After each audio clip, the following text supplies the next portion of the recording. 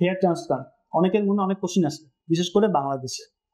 আমার অনেক পেশেন্ট আমাকে মেসেজের মাধ্যমে জিজ্ঞেস করে থাকে যে এই সমস্যা থেকে আসলে সমাধান কি, বা বিভিন্ন রকমের হেয়ার ট্রান্সপ্লান্ট রিলেটেড কোশ্চিন করে থাকে। তো তার মধ্যে কিছু ইম্পর্টেন্ট কোশ্চিন নিয়ে এবং কোশ্চিনের অ্যান্সার নিয়ে আমি এসেছি আজকে আপনাদের সামনে।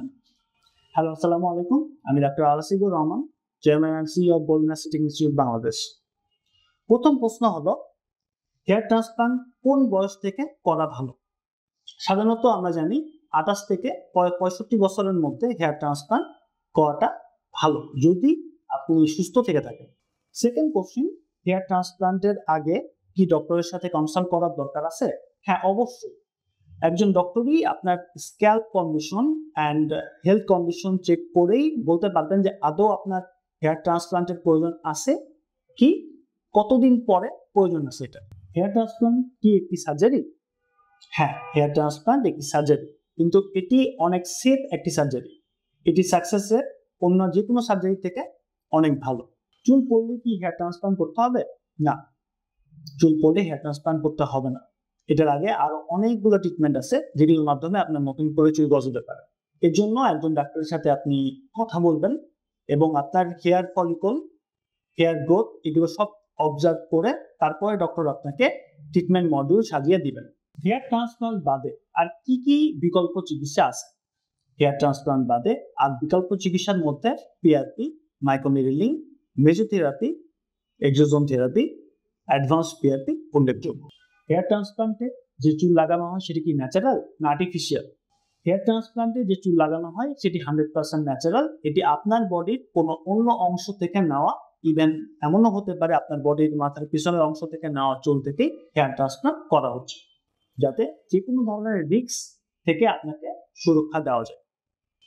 হেয়ার ট্রান্সপ্লান্টের চুল কি পার্মানেন্ট? না, হেয়ার ট্রান্সপ্লান্ট যে চুল ইউজ করা হবে সেটা আপনার নিজেরই চুল, কিন্তু মাথার অন্যান্য চুল থেকে এটি হবে শক্তপোক্ত, যদি আপনি ভালোভাবে এটাকে মেনটেন করতে পারেন। যদি রেগুলার বেসিসে পিআরপি এবং মেডিকেশন নিতে পারেন, তাহলে এই চুল ইনশাআল্লাহ দীর্ঘ সময় ধরে আপনার মাথায় থাকবে। ডিজিজ বা রোগ ব্যাধি হলে কি আমরা হেয়ার ট্রান্সপ্লান্ট করব না? সব রোগের ক্ষেত্রে নয়, কিন্তু অনেক রোগের ক্ষেত্রে হেয়ার ট্রান্সপ্লান্ট কোনোভাবে করা যাবে না। তার মধ্যে উল্লেখযোগ্য হলো uncontrolled diabetes mellitus, severe hypertension, bronchial asthma, any type of bleeding disorder like disseminated intravascular coagulation, idiopathic thrombocytopenic purpura, hemophilia, active scalp infection like psoriasis, tinea capitis। এই ধরনের রোগের ক্ষেত্রে আমরা কোনোভাবেই হেয়ার ট্রান্সপ্লান্ট করব না। হেয়ার ট্রান্সপ্লান্ট করলে কি কোনো সমস্যা হয়? হ্যাঁ, এটি যেহেতু একটি সার্জারি, তো হেয়ার ট্রান্সপ্লান্ট করলে অল্প কিছু সমস্যার সম্মুখীন হতে পারেন। তার মধ্যে উল্লেখযোগ্য redness, swelling and infection. Hair ট্রান্সপ্লান্টের আগে কি অনেকগুলো টেস্ট করতে হবে? না, হেয়ার ট্রান্সপ্লান্টের আগে routine investigation, associate investigation and some hormonal test করতে হতে পারে। হেয়ার ট্রান্সপ্লান্টের কতদিন আগে থেকে রেস্ট নিতে হবে? হেয়ার ট্রান্সপ্লান্টের আগে অ্যাটলিস্ট 1 উইক রেস্ট নিলে ভালো।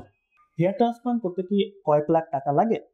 না, হেয়ার ট্রান্সপ্লান্ট করতে আগে হয়তো অনেক লাখ টাকা লাগতে পারতো, বাট এখন বর্তমানে অ্যাডভান্স টেকনোলজি অ্যান্ড ডিজিটালাইজেশনের সময়ে কিছু কস্টলি ট্রিটমেন্টও কস্ট ইফেক্টিভ, মানে কম খরচে করা সম্ভব হচ্ছে।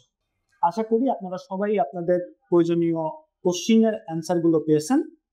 এছাড়া যদি আর কোনো ইনফরমেশন আপনাদের জানার থেকে থাকে, দ্রুত যোগাযোগ করুন স্ক্রিনে দেওয়া নাম্বার। আমি ডক্টর আলাসিবুর রহমান, সবসময় আছি আপনাদের সাথে। ধন্যবাদ।